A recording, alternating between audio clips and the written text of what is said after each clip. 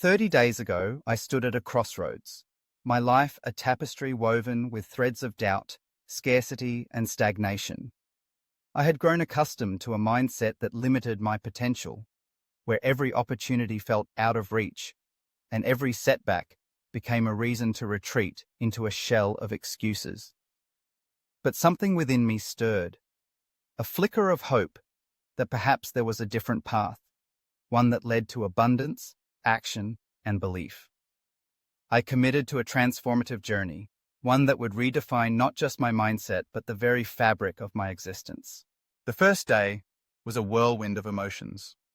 I sat in silence, contemplating my current state. I realized that I had been living in a world of scarcity, where I constantly measured my worth against what I lacked, instead of celebrating what I had.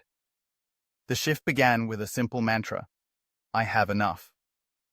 I wrote it on a sticky note and placed it on my mirror. A daily reminder that abundance is not merely a financial state, but a mindset rooted in gratitude and appreciation. That day, I took my first step toward change by journaling my thoughts and feelings, documenting my fears and aspirations. It was uncomfortable, but I understood that growth often comes wrapped in discomfort. As the days progressed, I began to replace my excuses with actions. I had long told myself that I didn't have time to read, to learn, or to invest in my personal growth. But I realized that time is a construct we create, and I had the power to reshape it. I carved out just 30 minutes each day, dedicating that time to reading books that inspired me. I delved into the works of thinkers who had transformed their lives, absorbing their wisdom and applying it to my own journey. Each page turned was a step taken. Each lesson learned a brick laid in the foundation of my new mindset. On the fifth day, I encountered a significant challenge. A long-standing project at work hit a wall, and my initial reaction was to spiral into self-doubt. I felt the familiar grip of scarcity tightening around me, whispering that I wasn't capable of overcoming this obstacle. But instead of succumbing, I paused.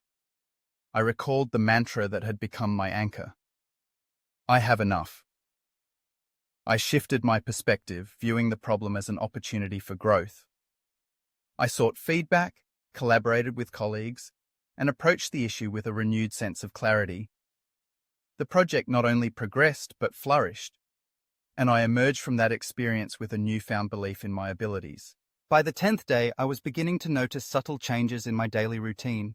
I had traded my penchant for quick wins, those fleeting moments of satisfaction that often left me feeling empty, for the cultivation of lasting habits. I started to meditate each morning, allowing the stillness to ground me before the chaos of the day unfolded. I learned to embrace the silence, recognizing that it was in those moments of reflection that clarity emerged. This practice became a cornerstone of my transformation, a daily ritual that nurtured my mind and spirit. As I approached the halfway mark of my journey, I felt the weight of responsibility settling on my shoulders. I had spent too long blaming external circumstances for my unhappiness and stagnation. It was time to accept that I was the architect of my own life. I began to take ownership of my choices, recognizing that every decision, no matter how small, shaped my reality. This shift was liberating. It empowered me to stop wallowing in pity and instead focus on what I could control. I started setting clear, actionable goals, breaking them down into manageable steps, and celebrating the small victories along the way. The discomfort of growth became a familiar companion. There were days when the urge to retreat into old habits was overwhelming. On the 21st day, I faced a wave of anxiety that threatened to pull me under. The old thought patterns crept back in, whispering that I wasn't enough, that I would never succeed. But I had learned to recognize these thoughts as mere echoes of my past. I turned to my journal, pouring out my fears and frustrations, and in that act of vulnerability, I found strength. I reminded myself that discomfort was a sign of progress, a necessary part of the journey toward transformation.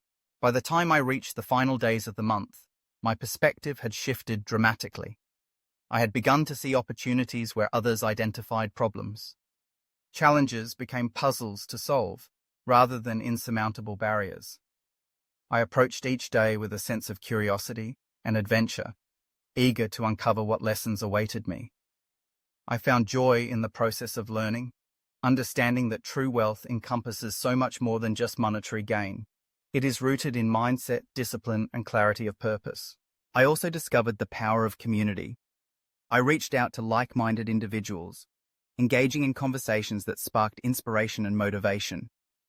We shared our struggles and triumphs, creating a support network that reinforced my commitment to this journey.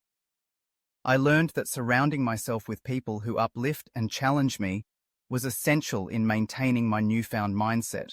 As the month drew to a close, I reflected on the lessons I had learned. Wealth is not a destination, I realized, but a daily decision. It is the conscious choice to enhance my mind, to cultivate habits that serve me, and to invest in my future. I understood that this journey was not merely about achieving a set of goals, but about embracing the process of becoming.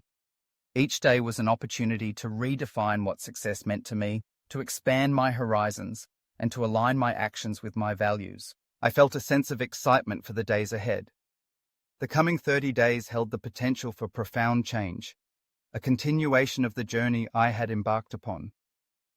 I knew that the transformation I had experienced was just the beginning. I was committed to nurturing this mindset of abundance, to seeking knowledge, and to embracing the discomfort that comes with growth. I had learned to view life as a canvas, each decision a brushstroke that contributed to the masterpiece I was creating. In closing, I invite anyone who feels trapped in a cycle of scarcity and doubt to take that first step.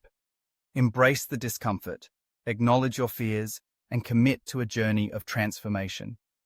True wealth is not found in what you possess, but in how you choose to perceive and engage with the world around you. The next 30 days can be a turning point, a chance to redefine your life and unlock the abundance that lies within you. The journey is ongoing, and the possibilities are limitless.